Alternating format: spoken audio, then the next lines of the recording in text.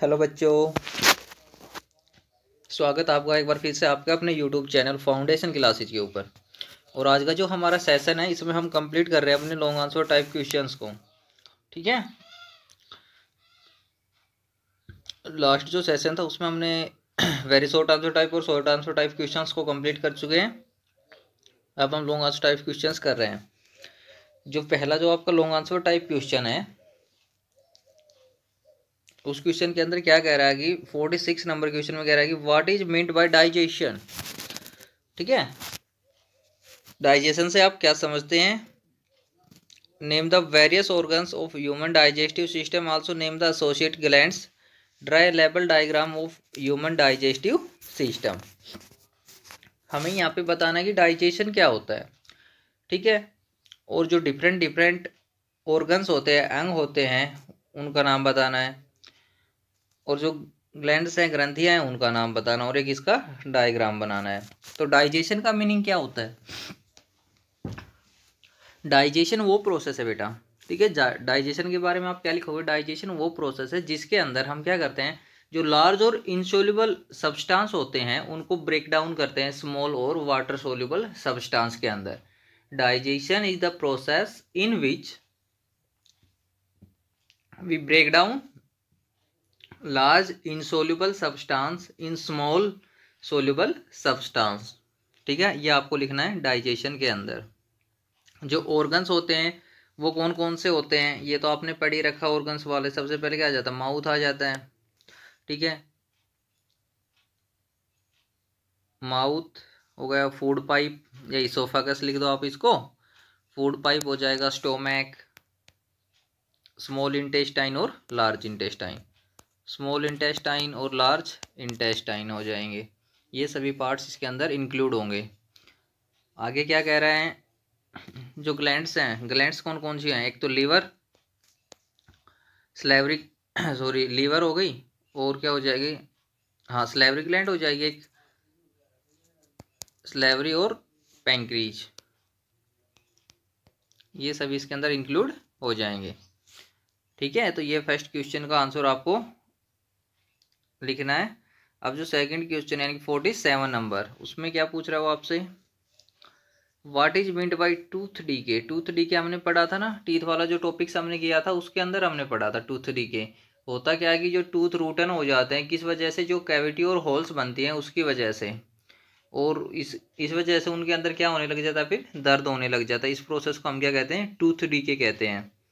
Name the some of the foods which are major cause of tooth decay. Tooth decay के लिए सबसे जो major cause होते हैं वो क्या होते हैं? शुगर, जो फूड होते हैं ना, शुगर वाले जो फूड, जैसे स्वीट हो गई, चॉकलेट हो गई, आइसक्रीम हो गई, टॉफ़ी हो गई, ये सभी मेजर काज होते हैं। और इससे बचने के लिए भी है, तो इसको मैं आपको बता रहा हूँ आपको कहाँ से ये क्वेश्चन करना है।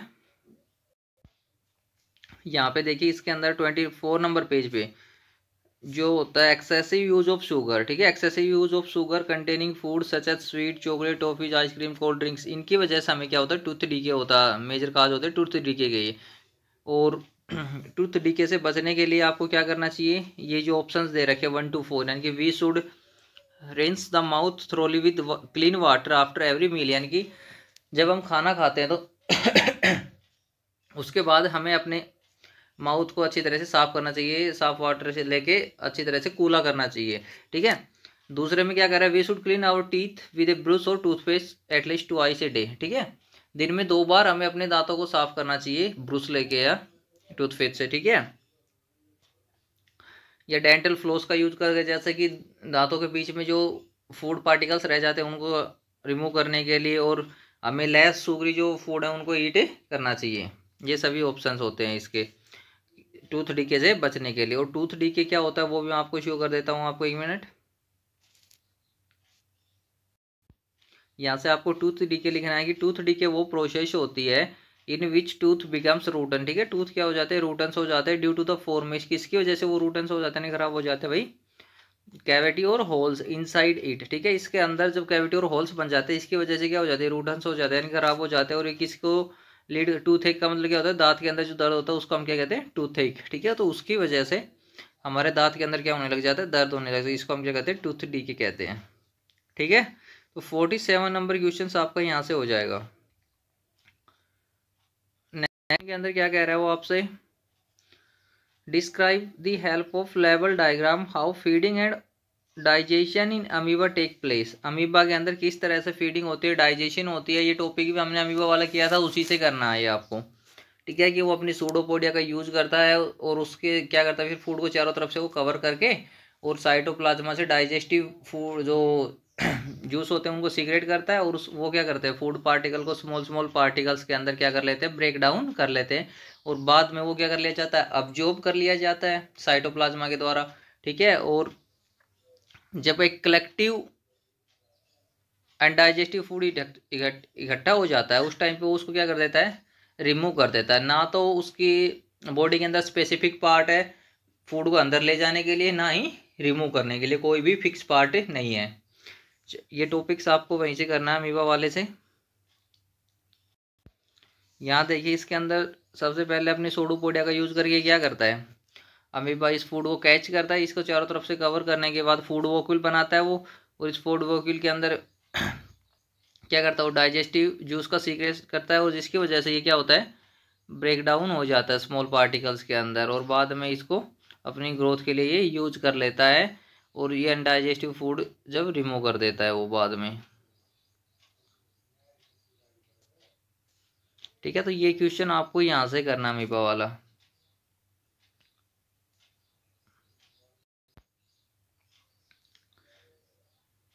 नेक्स्ट क्वेश्चन में क्या कह रहा है 49, व्हाट आर रूमिनेंट्स। रूमिनेंट्स क्या होते हैं, जो ग्रास को ईट करते हैं उनको हम क्या कहते हैं, रूमिनेंट्स कहते हैं। सॉरी, जो रूमिनेंट्स का हमें लिखना है ना यहाँ पे कि व्हाट आर रूमिनेंट्स। रूमिनेंट्स वो होते हैं ना जो फूड को क्यूट्स करते हैं, सॉरी जो अनडाइजेस्टिव फूड रहता है, जो पार्शली डाइजेस्टिव फूड होता है उसको दोबारा से क्या करते हैं, वो अपने माउथ के अंदर लेके आते हैं और उसको चबाते हैं। उन सभी को हम क्या कहते हैं, रूमिनेट्स कहते हैं, और इस प्रोसेस को हम क्या कहते हैं, रूमिनेशन। जो एनिमल्स ऐसे करते हैं उनको रूमिनेट्स कहते हैं, और जो इस प्रोसेस को दोहराते हैं इस प्रोसेस को हम क्या कहते हैं, रूमिनेशन। कौन कौन से रूमिनेंट्स हैं यहाँ से, एक तो क्या हो जाएगा, काऊ हो जाएगा, सीप हो जाएगी, बैफेलो, डियर, गोट और जिराफ, ये सभी क्या हो जाएंगे, रूमिनेंट्स हो जाएंगे। ठीक है,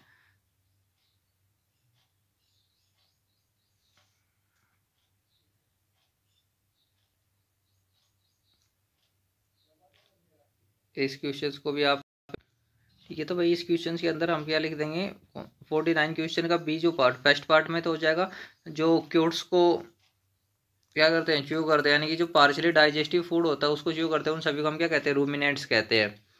और ये सभी हो जाएंगे, यहाँ से आपको फाइंड आउट करना है, ये मैंने बता दिया कौन कौन से रूमिनेंट्स होते हैं। आगे जो क्वेश्चन नंबर 49 का बी पार्ट, उसमें क्या कह रहा है कि name the type of carbohydrate that can be digest by ruminants but not by human. ठीक है, कार्बोहाइड्रेट्स कौन सी वो टाइप है जो इनके द्वारा डाइजेस्ट की जाती है, रूमिनेंट्स के द्वारा, और ह्यूमंस के द्वारा डाइजेस्ट नहीं की जाती है, तो वो क्या आएगी, सेलुलोज। ठीक है, सेलुलोज को कौन डाइजेस्ट कर सकता है, जो काऊ है, गोट है, बफेलो, ये सभी इसको डाइजेस्ट कर सकते हैं, क्या है, रूमिनेंट्स है, क्योंकि इनके पास स्पेशल टाइप ऑफ बैक्टीरिया जो होते हैं जो सेलुलोज को डाइजेस्ट कर पाते हैं, और ह्यूमंस के पास वो स्पेशल टाइप बैक्टीरिया प्रेजेंट नहीं होते हैं, इसलिए वो इसको डाइजेस्ट नहीं कर पाते। तो इसका आंसर आप क्या लिखोगे, humans have no special type of bacteria which can digest cellulose, so they can not do this. ठीक है, ये इसका रीजन हो जाएगा कि जो ह्यूमंस होते हैं उनके पास special type of bacteria present नहीं होते हैं, इसलिए वो इसको डाइजेस्ट नहीं कर पाते हैं। और name the type of carbohydrates क्या हो जाएगा इसमें, सेलुलोज। सेलुलोज क्या एक कार्बोहाइड्रेट है जिसको डाइजेस्ट करना आसान नहीं होता है, कि कॉम्प्लेक्स होता है। ठीक है, क्वेश्चन नंबर 51 के अंदर क्या कह रहा है, सॉरी 50, क्वेश्चन नंबर 50 के अंदर name the 3 things secreted by the inner lining of stomach, also state their functions, what is the function of large intestine। Stomach के द्वारा क्या क्या सीक्रेट किया जाता है ये आपको लिखना है, एक तो हाइड्रोक्लोरिक एसिड, म्यूकस और डाइजेस्टिव जूस। ठीक है, हाइड्रोक्लोरिक एसिड, म्यूकस और डाइजेस्टिव जूस।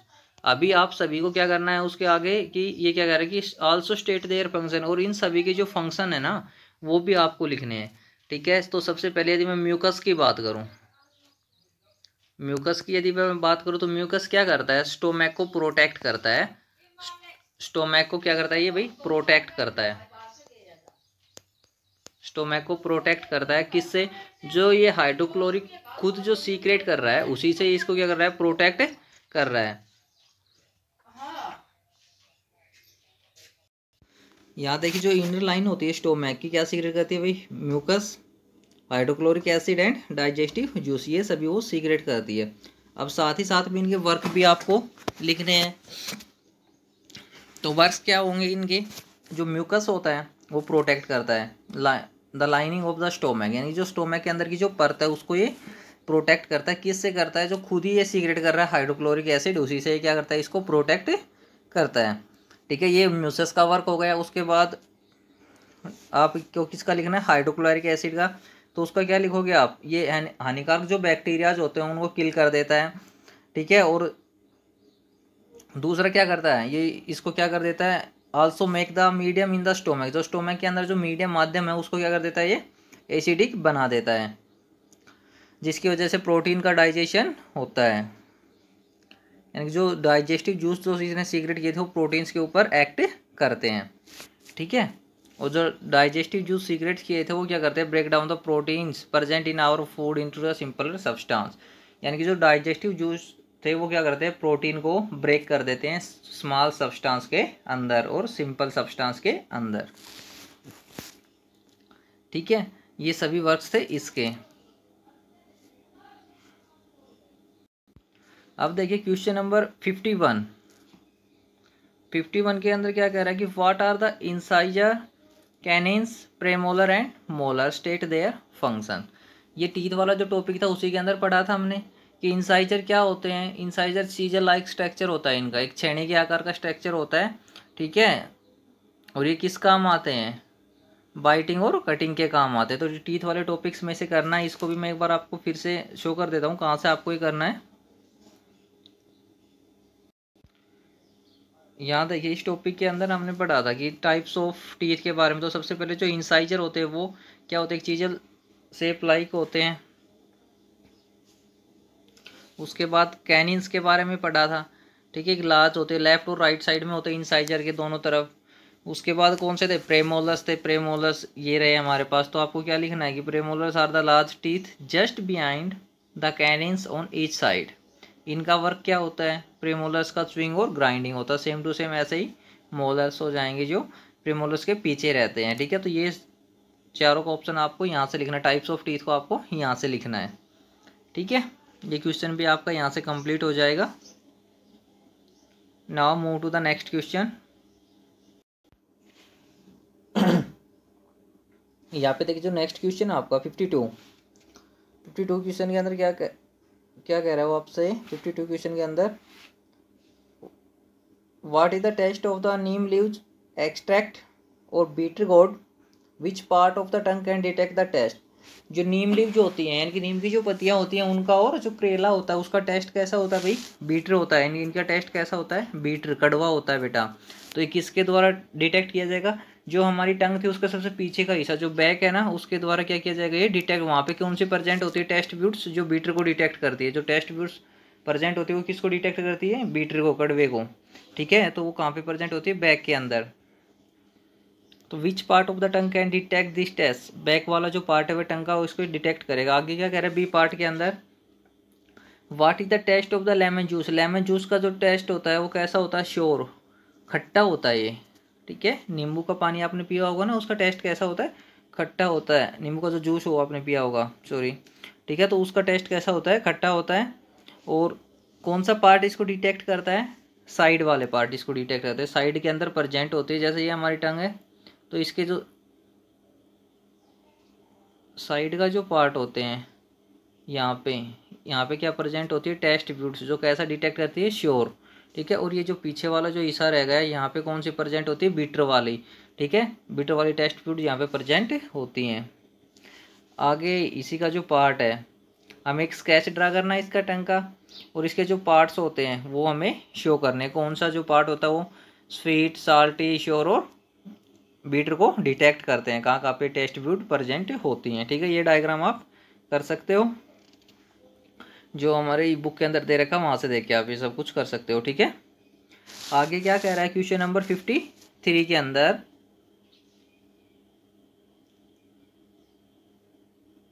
क्वेश्चन नंबर 53 के अंदर कह रहा है वो आपसे, what is meant by term rumination. Rumination क्या होता है?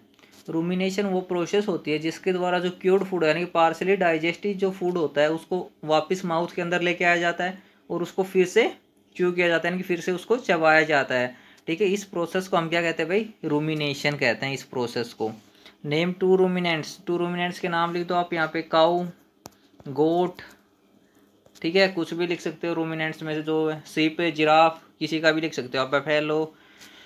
नाउ इसका जो सेकंड पार्ट है 53 का बी पार्ट, उसके अंदर क्या कह रहे हैं? Explain why a cow can digest grass but we can not. वही बात है जो क्वेश्चन हमने पहले किया था कि रूमिनेंट्स डाइजेस्ट कर सकते हैं बट ह्यूमन डाइजेस्ट नहीं कर सकता। क्यों नहीं कर सकता? क्योंकि इनके पास सेलुलोज को डाइजेस्ट करने के लिए बैक्टीरिया प्रेजेंट होते हैं इनके स्टोमक के अंदर, लेकिन हमारे स्टोमक के अंदर वो बैक्टीरिया प्रेजेंट नहीं होते, इसलिए हम ग्रास को डाइजेस्ट नहीं कर पाएंगे। ठीक है, क्योंकि ग्रास के अंदर क्या होता है? सेलुलोज प्रेजेंट होता है, जिसको डाइजेस्ट करना आसान नहीं है, इसलिए हम इसको डाइजेस्ट नहीं कर पाएंगे क्योंकि हमारे स्टोमक के अंदर वो बैक्टीरियाज प्रेजेंट नहीं होते हैं। आगे question number 54, what is diarrhoea. Diarrhoea क्या होता है? जब वाटरी स्टूल्स इजेक्ट आउट होने लगते हैं बॉडी के थ्रू तो उसको हम क्या कहते हैं? डायरिया। ठीक है, ये हमने पढ़ा था डायरिया वाला टॉपिक। ठीक है, जब वाटरी स्टूल्स लग जाते हैं बॉडी के अंदर तो उसको हम क्या कहते हैं? Diarrhoea. How is the diarrhoea cause, यानी कि इसका रीजन क्या होता है? डायरिया का किस कारण से होता है ये? तो इसमें क्या लिखोगे आप? Food poisoning, infection. ठीक है, फूड पॉइजनिंग, इन्फेक्शन या इंडाइजेशन की वजह से होता है, ये सभी इंडाइजेशन की वजह से होता है, ये आप इसके अंदर लिखोगे। ठीक है, डायरिया किस वजह से होता है? फूड पॉइजनिंग, इन्फेक्शन या इंडाइजेशन की वजह से होता है। आगे क्या कह रहा है कि why does dehydration take place during diarrhoea, how can dehydration be prevented. ये टॉपिक्स मैं आपको दिखा रहा हूँ, एक बार आपको वहां से करना है ये। तो ये टॉपिक्स आपको यहाँ से करना है डायरिया वाला। ठीक है, जब लगातार फ्रिक्वेंटली वाटर स्टूल्स का होता है तो उस प्रोसेस को हम क्या कहते हैं? डायरिया कहते हैं उस टाइम पे। ठीक है, इसके रीजन आपको पता ही होगा। ठीक है, क्या रीजन होते हैं इसके? फूड पॉइजनिंग, इंडाइजेशन और इन्फेक्शन वगैरह होते हैं इसके। और डिहाइड्रेशन किसे कहते हैं? जो वाटर का जो लॉस हो रहा है बॉडी से, वाटर और साल्ट का जो लॉस हो रहा है वाटर स्टूल्स के थ्रू, उसको हम क्या कहते हैं भाई? डिहाइड्रेशन कहते हैं। और इससे कैसे बचा सकता है? ओरल के द्वारा। ठीक है, ओरल रिहाइड्रेशन सॉल्यूशन जो हम देते हैं साल्ट और शुगर को मिक्स करके वाटर के अंदर जो हम देते हैं उसके थ्रू इससे बचा जा सकता है। ठीक है, the solution of sugar and salt in water is called oral rehydration solution. तो इसके द्वारा क्या होता है? जो बॉडी के अंदर वाटर और साल्ट की जो कमी आ रही है उसको कवर अप किया जाता है। तो dehydration of a body can be prevented during diarrhoea by giving the oral rehydration solution regularly to the patient. ठीक है, पेशेंट को लगातार यदि ओरली सॉल्यूशन दिया जाता है तो डिहाइड्रेशन से बचा जा सकता है। ठीक है, ये इसके अंदर आपको लिखना है।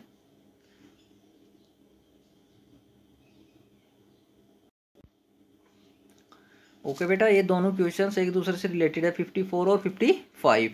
यहाँ पे देखिए इसके एक बार 54 को मैं फिर से रिवाइज करवा रहा हूँ, एक बार फिर से देख लो आप। What is diarrhoea. डायरिया क्या होता है कि वो प्रोसेस जिसके द्वारा वाटर स्टूल्स फ्रीक्वेंटली होते हैं। ठीक है, बॉडी के द्वारा वाटरी स्टूल्स को इजेक्ट आउट किया फ्रीक्वेंटली रिमूव किया जाता है, उसको हम क्या कहते हैं? डायरिया कहते हैं। हाउ इज डायरिया कोज, ये किस वजह से होता है? फूड पॉइजनिंग की वजह से, इन्फेक्शन की वजह से या इंडाइजेशन की वजह से। What does dehydration take place during diarrhoea. Why does, ये टेक प्लेस क्यों लेता है? क्योंकि डायरिया के दौरान क्या होता है? वाटरी स्टूल्स के द्वारा बॉडी से वाटर और साल्ट्स की कमी हो जाती है, और जब वाटर और साल्ट्स की कमी होती है तो उसी प्रोसेस को हम क्या कहते हैं? डिहाइड्रेशन। तो डिहाइड्रेशन क्यों टेक्स प्लेस लेता है? ड्यू टू द डायरिया की वजह से। डायरिया की वजह से क्या होता है? डिहाइड्रेशन होता है। ठीक है, और डिहाइड्रेशन प्रोसेस किसे कहते हैं? जब हमारी बॉडी के अंदर किसकी कमी आ जाए, वाटर और सॉल्ट्स की कमी आ जाए, तो इस प्रोसेस को हम क्या कहते हैं? डिहाइड्रेशन कहते हैं। इससे कैसे बचा जा सकता है? ओरल के द्वारा, ठीक है, ओरल रिहाइड्रेशन सॉल्यूशन का यूज करके हम इसके द्वारा बच सकते हैं। ओरल रिहाइड्रेशन सॉल्यूशन अभी हमने पढ़ा था कि क्या होता है। 55 क्वेश्चन देखो अब आपका जो 55 क्वेश्चन है उसके फर्स्ट पार्ट में पूछ रहा है वो ओरल रिहाइड्रेशन सॉल्यूशन क्या होता है?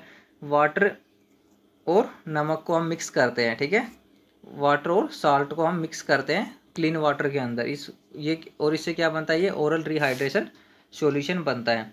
कैसे बनाओगे आप इसको? एक स्पून क्या ले लोगे आप?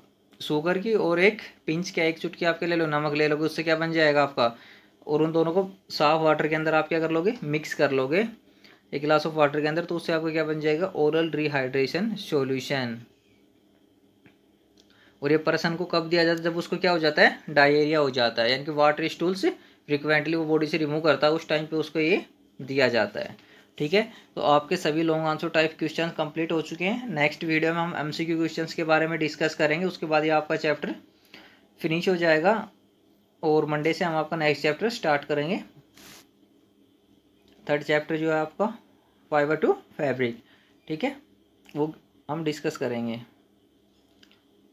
जिस भी बच्चे को जो भी यदि प्रॉब्लम्स रह जाते हैं तो आप पर्सनली मेरे से पूछ सकते हो, ठीक है। Okay, thank you.